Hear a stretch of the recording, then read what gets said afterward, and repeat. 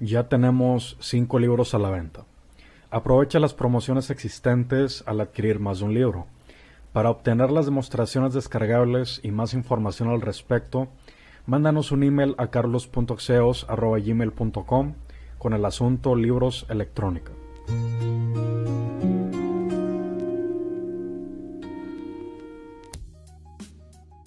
Muy común al momento de realizar proyectos nos vemos con cargas inductivas, como es el caso de pequeños motores de directa o relevadores.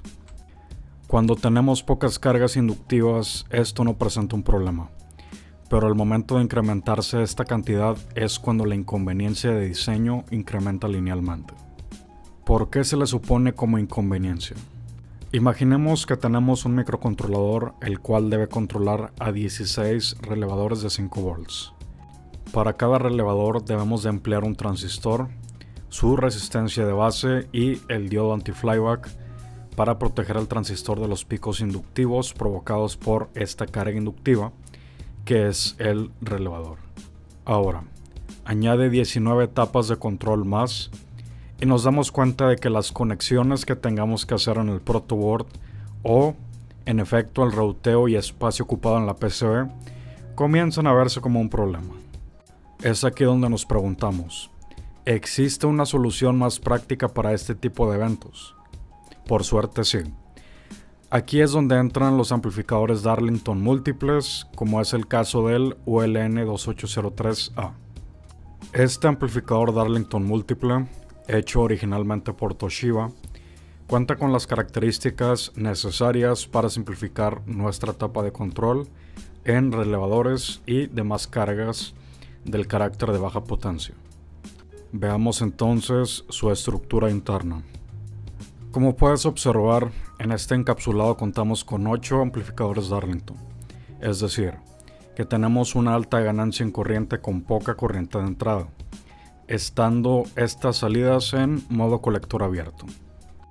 Junto con esto contamos con diodos de protección anti-flyback y las resistencias de base, todo interno en el encapsulado, por lo que de tener un caos en routeo e implementación, ahora todo lo tenemos en un mismo circuito integrado.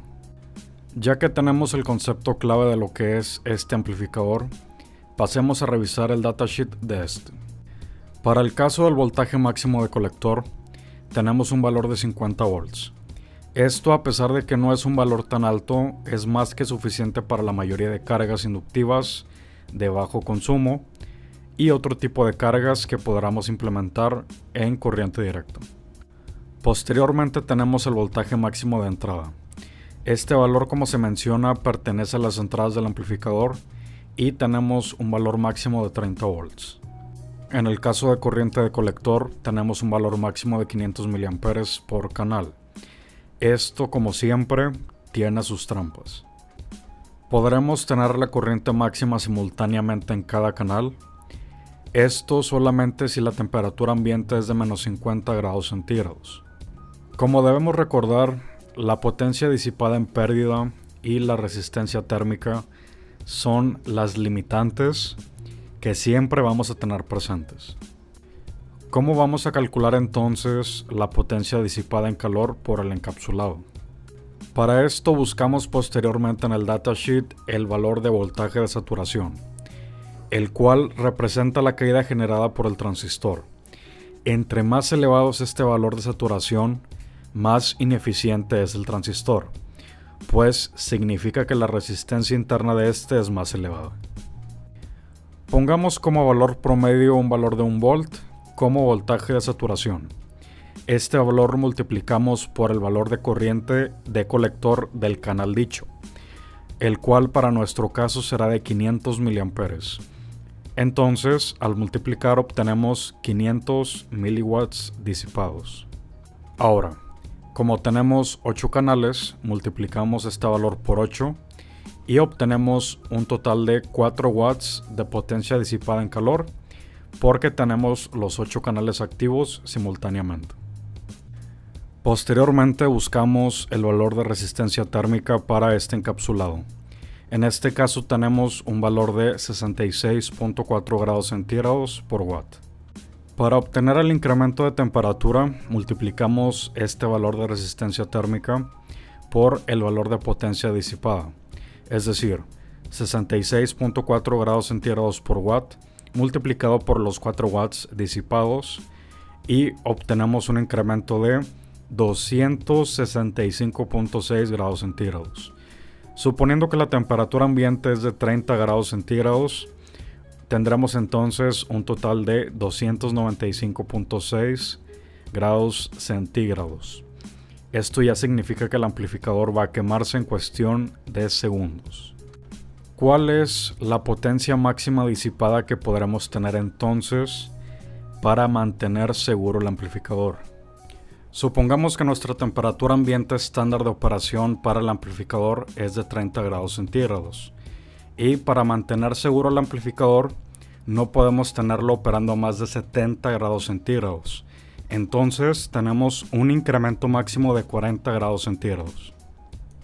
Si el incremento de un watt es de 66.4 grados centígrados, entonces dividimos 40 grados centígrados sobre 66.4 grados centígrados y obtenemos una potencia máxima disipada de 0.6 watts o 600 miliwatts. Este es el valor máximo que podremos tener para no pasar este incremento de temperatura. La temperatura es un punto clave en la electrónica. Es por esto que siempre hacemos énfasis en este aspecto para que comprendan la importancia de realizar estos cálculos. De lo contrario, siempre estaremos adivinando qué sucederá con el componente en cuestión. El siguiente punto es la corriente de entrada. Para este caso, en el cual se especifica que es con 3.85 volts de entrada, el datasheet especifica un valor promedio de 1 mA. A pesar de que este valor puede parecer insignificante de cierta manera, debemos de tener cuidado de que no sea muy elevado, especialmente con ciertos integrados muy débiles, como suele ser en el dominio de la electrónica digital.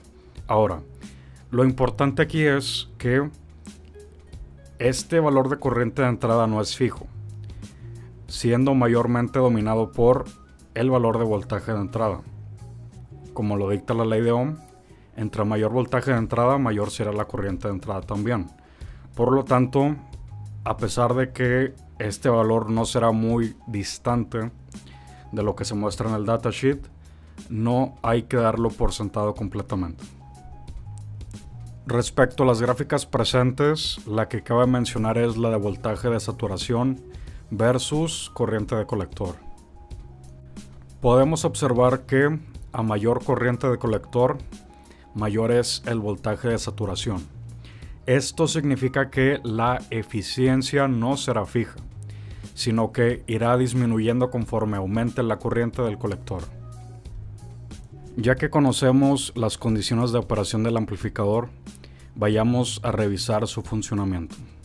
Primero revisemos las conexiones del amplificador.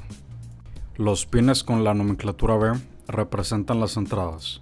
Los pines con la nomenclatura C representan las salidas.